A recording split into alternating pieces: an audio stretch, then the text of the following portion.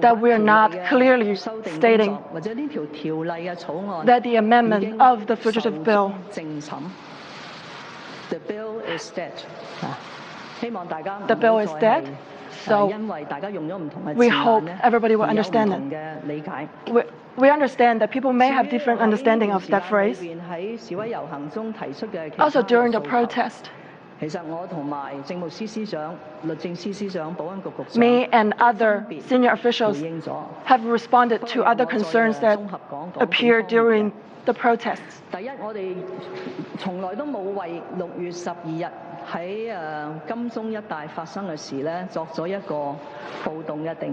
We never define the June 12th protest as a riot. We understand that some of the protesters used self-made weapons to attack police officials, but we never said it is a riot.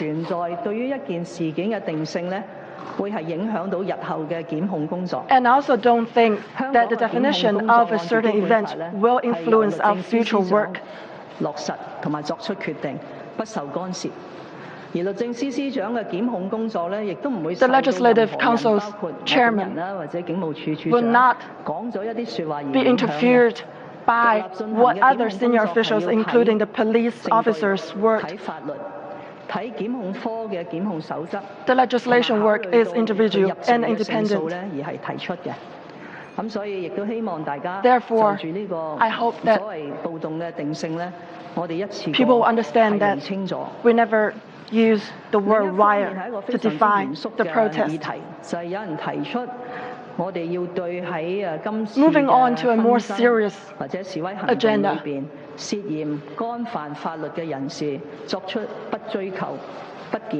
There have been calls for us to drop or not pursue legal actions against some of the protesters. That violates the rule of law of Hong Kong. Under the basic law of Hong Kong, all legislative work and legal work should be done by the Legislative Council. Nobody, including me, the executive, should interfere with their work or the prosecution work. We need to finish and continue our work based on the rule of law. And third, we have an independent committee. People may have noticed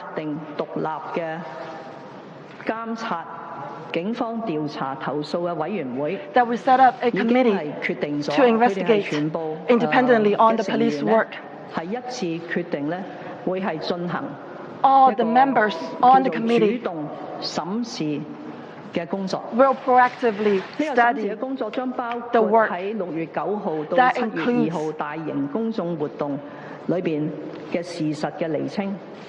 all the fact sorting in all the public activities between June and July.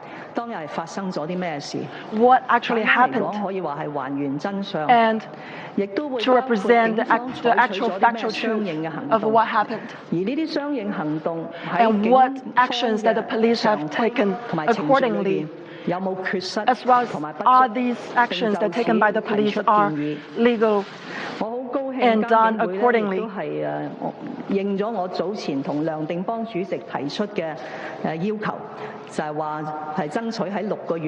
hope that this independent investigation will be done within 6 months, and I will receive a report on my desk.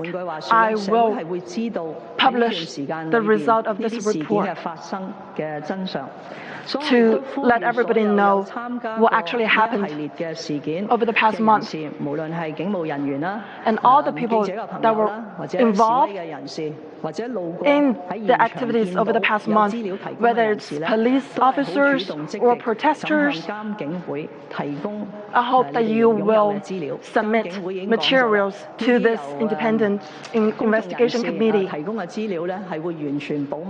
All these materials that will be submitted will be confidential, and they will be submitted to other organizations accordingly. I understand the response I've made so far may not meet all the requests and requirements made by the protesters. This is not about me and myself or my dignity. This is to strike balance between the Hong Kong government. And I believe what I've suggested is feasible and practical. So I hope that everybody will give us a chance and give chance to the Hong Kong SAR government to remain calm and let us walk out of this troublesome situation. And let us learn our lessons in face of future large-scale public events. Personally, I take full responsibility of what happened.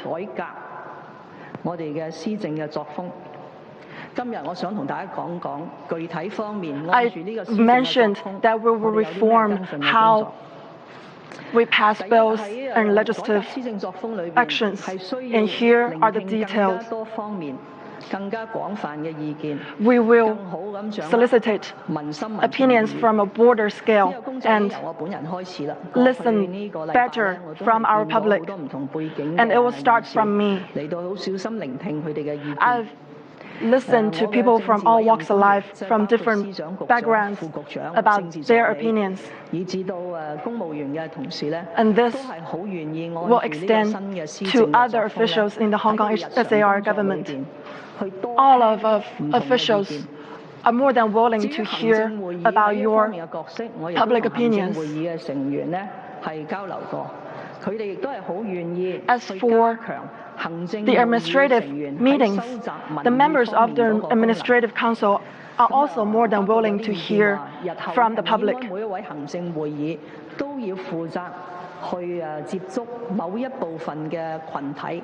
So all the members from the Administrative Council should reach out to public and listen to their opinion.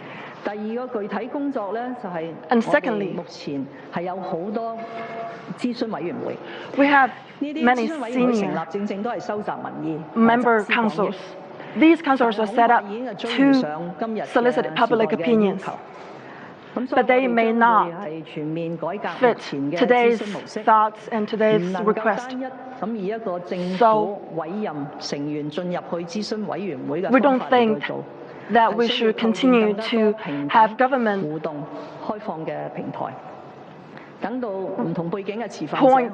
appoint officials to these members. I think that we need to set up a more public and more open platform.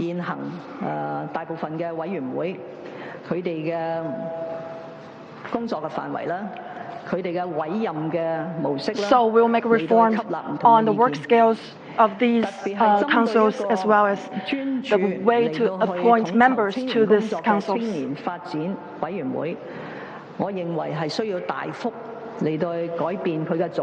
I believe there needs to be a big reform of the composition of the councils. And thirdly, before July 1st, I said that we need to study the current situation in passing legislative bills. We should not seek fast-speeding pass of bills.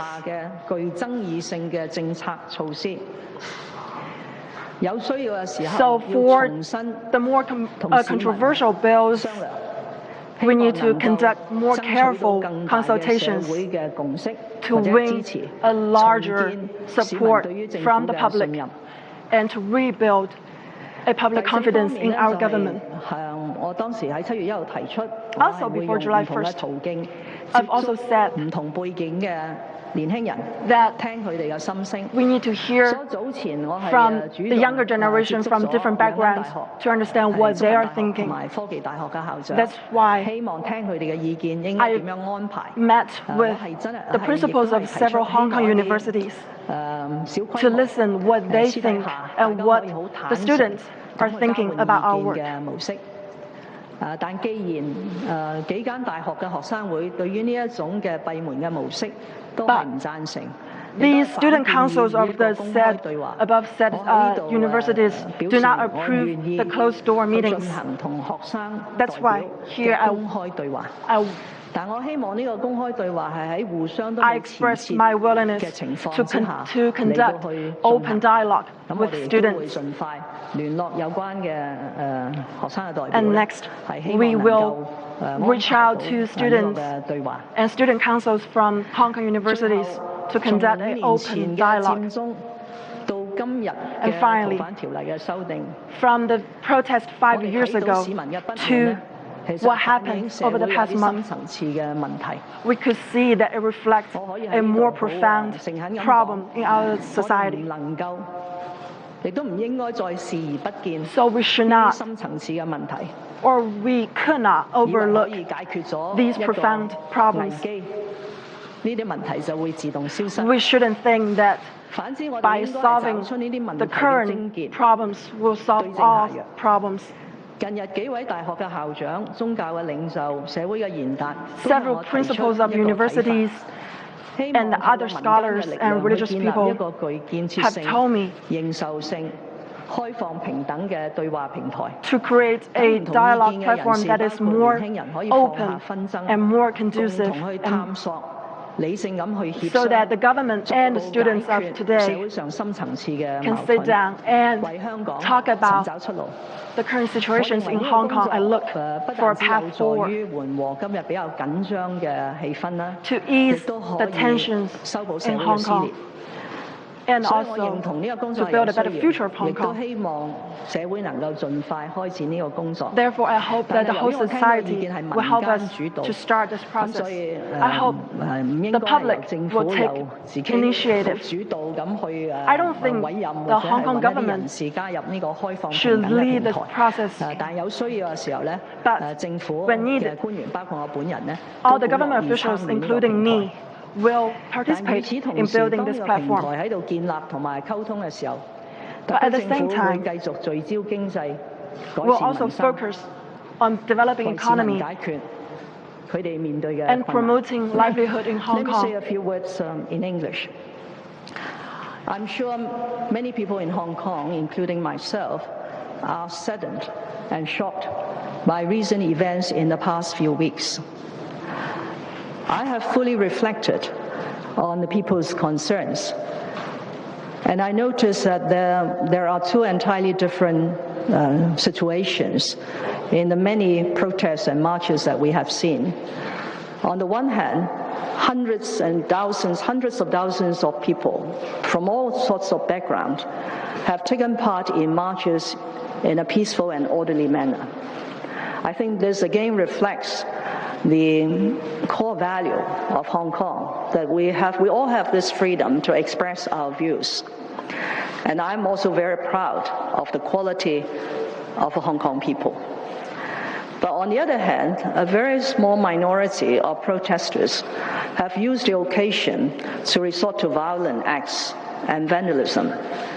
We are sad to see these violent acts because they undermine the rule of law in Hong Kong. So I make a very sincere plea here that in future, if anyone in Hong Kong have any different views, especially those about Hong Kong government's policies, please continue to uphold the value of expressing it in a peaceful and orderly manner. On the 18th of June, I have tendered my most sincere apology for the disturbances and tensions and confrontations caused by our work in amending the Fugitive Offenders Ordinance. Since then, in the past few weeks, I met a lot of people and listened to their views. I just want to give a brief account of our views now. Now, first of all, the cause of all these grievances and confrontations is an exercise to amend the Fugitive Offenders Ordinance. I have almost immediately put a stop to the amendment exercise. But there are still lingering doubts about the government's sincerity, or worries whether the government will restart the process in the Legislative Council. So I reiterate here, there is no such plan. The bill is dead. As regards the other demands, myself, the Secretary for Justice, Secretary for Security, and the Chief Secretary for Administration have responded on different occasions. In brief, we have not given a label to what took place on the 12th of March. Whatever label given by whoever is not going to have any impact on the ultimate prosecution decision, because prosecutions in Hong Kong are undertaken independently by the Department of Justice in accordance with the evidence, the law, and also the prosecution code. Secondly, any demand that we should grant an amnesty at this stage, in other words, we will not follow up on investigations and prosecutions of offenders, is not acceptable, because that bluntly goes against the rule of law in Hong Kong and also deviate from the very important principle laid down in the Basic Law that no one should interfere with the Department of Justice prosecutorial decisions. As regards the setting up of an independent commission on inquiry, we have all noticed that on Friday last week, the Statutory and Independent Police Complaints Council has already unanimously decided that they will conduct a fact-finding study on events that have taken place during the period 9th of June to the 2nd of July, with a view to find out the facts and sort of provide the true situation to members of the public. They are appealing for members of the public, the policemen, and the journalists to provide information to this fact-finding study. And I'm very grateful that IPCC has taken on my views or wishes that they will try to finish this independent study report within 6 months, submit the report with recommendations to myself, and make the report open so that everyone will know what has happened during that period. I fully understand that the responses of the government may not have fully met the wishes of the people, especially the protesters who have gone on the streets several times to express their views. I just want to reiterate that this is nothing to do with my own pride or arrogance. This is the government's full deliberations of the various concerns and factors, and come to the conclusion that the responses are what are practical measures for us to move ahead. So my sincere plea is, please give us an opportunity, the time, the room, for us to take Hong Kong out of the current impasse and try to improve the current situation. The government has the most important duty to improve the situation. So on the 1st of July, I announced in my speech that we will adopt a new governance style in order to ensure that we are able and capable of listening to views from different sectors before we implement policies. So I want to make some concrete follow-ups to those suggestions. One is we will listen more extensively to people from different backgrounds with different ideas so that we have a better grasp of public opinion. This work will be carried out not only by myself, It's also to be carried out by my political team, including the principal officials, the undersecretaries, the political assistants, and also by my senior civil servants, whom I have met over the last few weeks. And they are all very willing to help by displaying that same sincerity to consult and listen. As for the role of the Executive Council in this particular aspect, I will enhance the role of the Executive Council, that is, members of the non-official members of the Executive Council, so that they also shoulder an important responsibility in gauging public opinions and reflecting those opinions to me. The second concrete measure is we will reform the existing consultative machinery, which basically comprises a large number of consultative advisory committees with members appointed by the government into these committees to offer us advice. I feel that we need to be more innovative. In other words, sometimes we may not need a formal committee. We should build more open platforms to facilitate dialogues in a very frank and exchange manner, and to make sure that whoever joins the committees or these dialogues come from different backgrounds. So they are not homogeneous of one group. They should come from a more diverse background so that we can really receive views from a wider spectrum of society.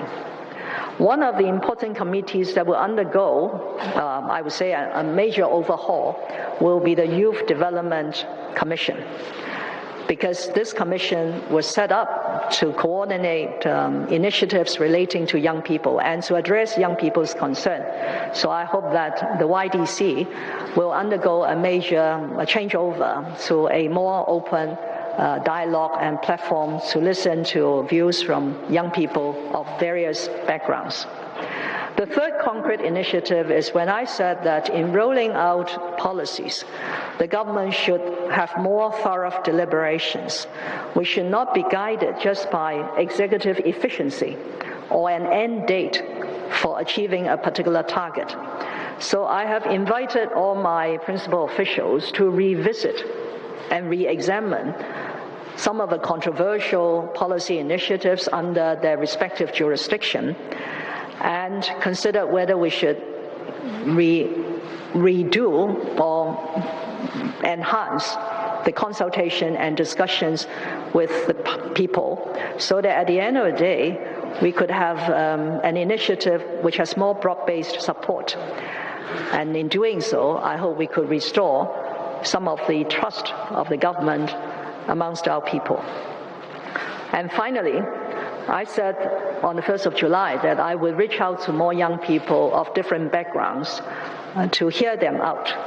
And that's why last week I contacted the presidents of two universities, the Hong Kong University of Science and Technology and the Chinese University of Hong Kong, to seek their help in arranging smaller sessions, closed-door sessions, so that we can listen without any sort of constraints.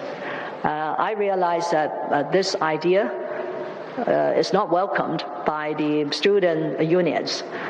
They instead counter-propose that we should have an open dialogue.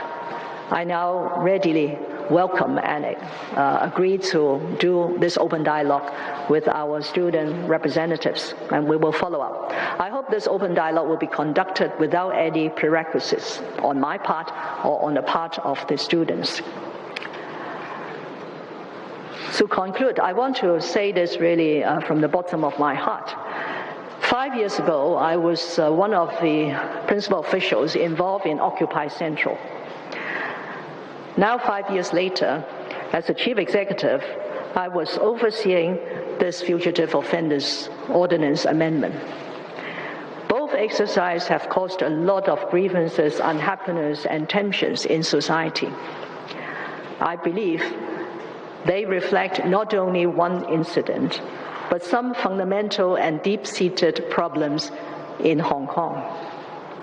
5 years ago, we finished Occupy Central, we moved on without addressing those fundamental problems.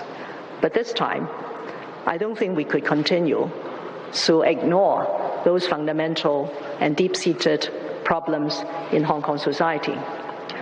I hope together with Hong Kong community, we could really go deep into those fundamental issues and try to find solutions. So in recent days, several university presidents, religious leaders, and social and community leaders have spoken to me on their idea of creating an open, constructive, interactive platform for dialogue with people from different backgrounds, especially with young people, with a view to jointly understand and identify those deep-seated issues, with a view that they could identify also some solutions for us to move forward. I certainly welcome this idea, which I hope will not only sort of provide some relief to the current tense situation in Hong Kong, but also help to mend the rift in society. So I support this piece of work and hope that it could be started as soon as possible.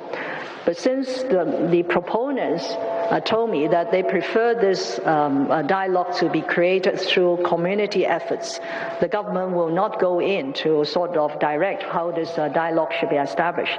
But whenever I and my officials are needed to take part in a dialogue, we are very happy to do so.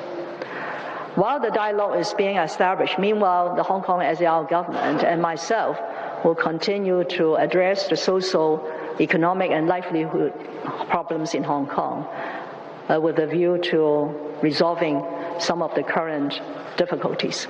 多謝大家。 And that was Hong Kong Chief Executive Carrie Lam speaking live for the last 30 minutes about the recent events that have taken place in Hong Kong, protesters taking to the streets in the past 3 weeks. Basically, the bottom line here is she says that controversial extradition bill is dead. The bill is dead. She wants to take a reflective look back at the last few days, open an inquiry into what happened, who the players involved, but also open a way forward, looking to the future and opening a dialogue with Hong Kong's people and its young people. More stories from across China and beyond when we return.